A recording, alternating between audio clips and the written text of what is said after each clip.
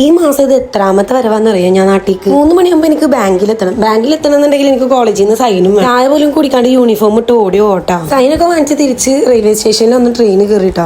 Full ബംഗാളികൾ. എവിടെയെങ്കിലും ആരെങ്കിലും ഒരു മലയാളികളെ കാണിച്ചിട്ട് ഒരറ്റം വരെ നടന്നു നോക്കി, ആരും കണ്ടില്ല. പിന്നെ കിട്ടി പോകില്ലാണ്ട് കയറി. തെരച്ചിൽ ഞാൻ അവസാനിച്ചില്ല. അങ്ങനെ നടന്ന് കിട്ടി ഒരു മലയാളി. ഓളോട് സംസാരിച്ചപ്പോഴും മനസ്സിലായത് ഓളും ഇങ്ങനെ പെട്ടിട്ട് നിൽക്കണെന്നുള്ളത്. എന്റെ റബ്ബേ, കുപ്പിയിൽ എന്താ മൂത്രമൊക്കെ ആക്കി വെച്ചിക്കണി ബംഗാളി. അങ്ങനെ കോയമ്പത്തൂരും തൃശ്ശൂർ വരെ നിന്ന് പോന്നി. എങ്ങനെയെങ്കിലും ഒന്നും എത്തിയാൽ മതിയെന്നായി. അങ്ങനെ എത്തി.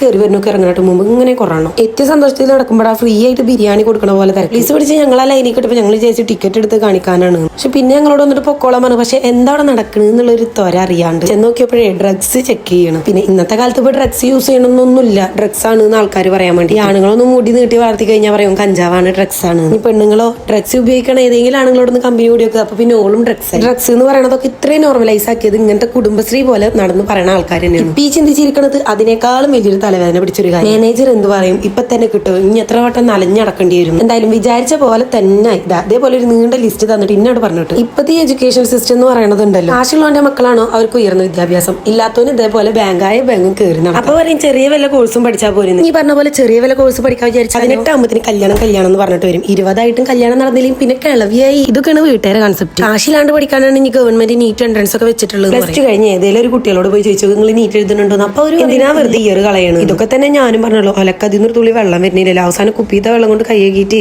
മെല്ലെ ബിരിയാണി കഴിച്ചിട്ടുണ്ടായിരുന്നു. വീട്ടിക്കല്ല അക്ഷയ്ക്ക്. ഞാൻ അവിടെ ഇരിക്കണം മണിക്കൂർ. എപ്പോഴത്തേം പോലെ ഒരു ഡേറ്റ് തന്നു ഓരോട് പറഞ്ഞു. അപ്പൊ ഓക്കേടാ കൂട്ടാ, ഞാൻ അടുത്ത ഡേറ്റിൽ വരാം.